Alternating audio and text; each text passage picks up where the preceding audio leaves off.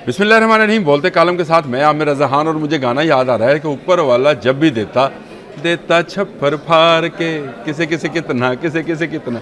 जी हाँ, छप्पर फाड़ कर कुदरत ने जब हमें तेल की दौलत दी है तो वो तेल ऐसा क्यों ना हो जो दुनिया में सबसे बेहतरीन तेल हो, यानी जो पाकिस्तान के समंदरों में से तेल निकलेगा वो दुनिया का सबसे बेहतरीन आयल होगा।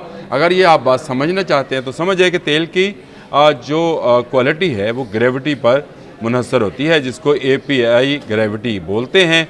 और इसके मुताबिक ही तेल की ग्रेडिंग की जाती है कि कौन सा तेल अच्छा है और कौन सा तेल ज़्यादा अच्छा नहीं है। अच्छा सा भी है।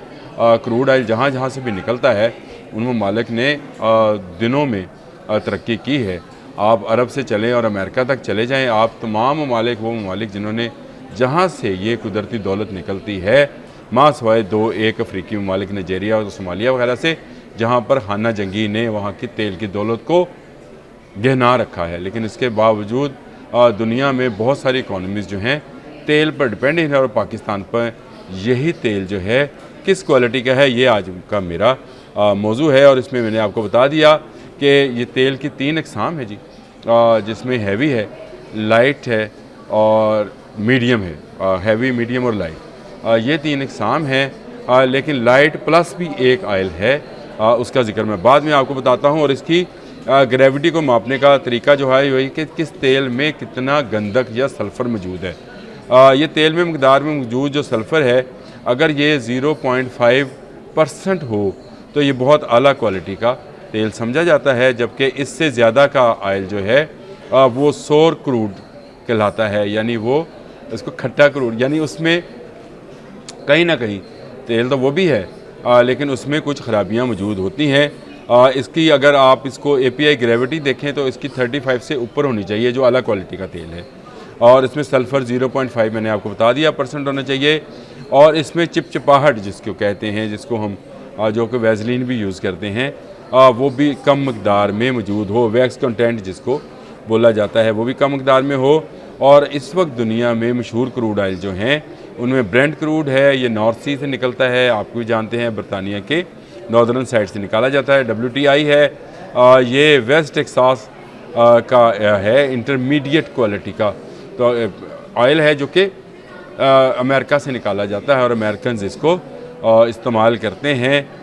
ये बहुत ही अच्छा ऑयल भी है, लेकिन चलें इसको ख़ुद ये इंटरमीडिएट कहते हैं तो इसको हम इसको कैसे कह सकते हैं। फिर उसके बाद नाइजीरिया में निकलने वाला है, ये बहुत हाई क्वालिटी का ऑयल है, इसको बोनी लाइट कहा जाता है। और सऊदी अरब समेत तमाम मिडल ईस्ट से जो निकलता है ये मीडियम क्वालिटी का ऑयल होता है। पाकिस्तान में जो सरफेस के अंदर ऑयल है ये भी उसी मीडियम क्वालिटी का है जो कि अरब से निकलता है, ख़ासकर सिंध में। लेकिन पंजाब में जो ऑयल है वो लाइट है, वो है तो कम लेकिन मौजूद जो है उसकी क्वालिटी आपको बताना ज़रूरी है, जो मैं आपको बता देता हूँ। अब API ग्रेविटी पे मैंने बात की थी तो 35+ ज़्यादा है और 20 से कम जो है वो बेहतरीन है। सल्फ़र मैंने 0.5 बताया, और अगर 0.5 से ज़्यादा हो तो ये अच्छी क्वालिटी नहीं समझी जाती है। उसके बाद रिफ़ाइंड यील्ड है, यानी ज़्यादा पेट्रोल, ज़्यादा डीज़ल जहाँ से निकलता है वो ज़्यादा मुफीद होती है। पाकिस्तानी के साहलों में निकलने वाला जो ऑयल है वो क्या है, ये मेरा वो बात थी जिस पर मैंने आपको कहा कि इसमें हमारे पास जो डाटा मौजूद है, जो इस वक्त का डाटा दुनिया ने कलेक्ट किया है, और दुनिया क्यों पाकिस्तान के ऑयल के ऊपर जो है ज़्यादा फोकस कर रही है, वो इसलिए कि पाकिस्तान से निकलने वाला ऑयल बहुत लाइट है। यानी पाकिस्तान के समुंदरों ऑफशोर से जो ऑयल निकलेगा वो बहुत ज़्यादा लाइट होगा। और इसको दुनिया में आपको पता क्या कहा जाता है, इसको स्वीट ऑयल कहा जाता है। जी हाँ, स्वीट ऑयल से मुराद ये है कि इसको रिफ़ाइन करना ज़्यादा आसान है। इसमें से जो बाकी चीज़ें जो पेट्रोल की जो ऑयल में से निकलती हैं, जिनमें कारतोल से लेकर फिर वैसलीन है, फिर आपके पास मुख्तलिफ़ किस्म के मोबाइल ऑयल्स हैं, फिर उसके बाद डीज़ल्स की मुख्तलिफ़ अक़साम निकलती हैं, फिर उसमें से कुछ धातें निकलती हैं, ये भी निकलता है जी।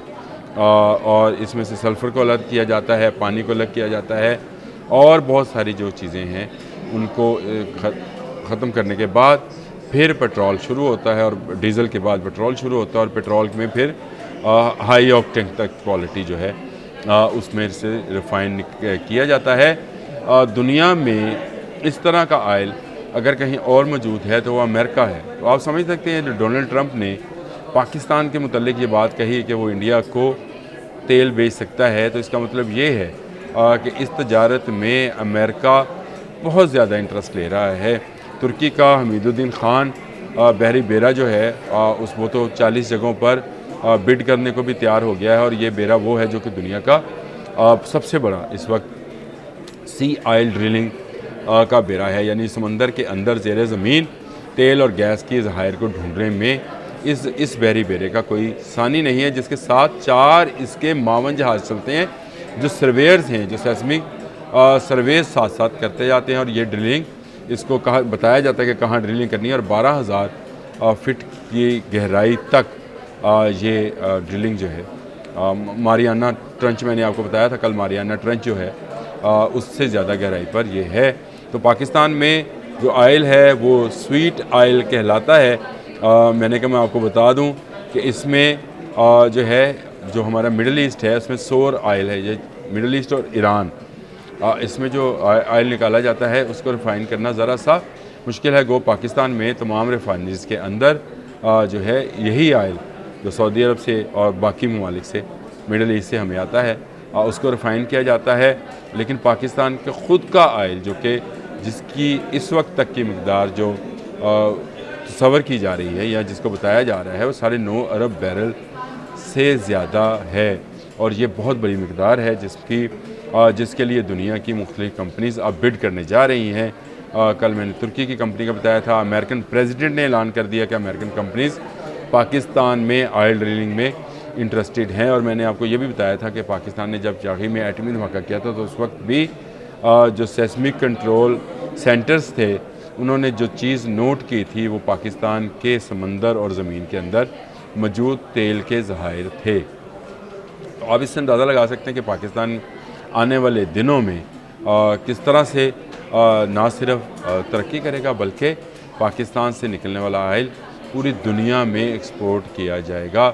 और पाकिस्तान के पास ये काली सियाल दौलत जो है समंदर के अंदर छुपी पड़ी है, जिसको निकालने के लिए अब दुनिया भर में बिड्स की जाएंगी, और उसके बाद जो कंपनी सबसे ज़्यादा अच्छा रेट देगी उसको ये ठेके दे दिए जाएंगे।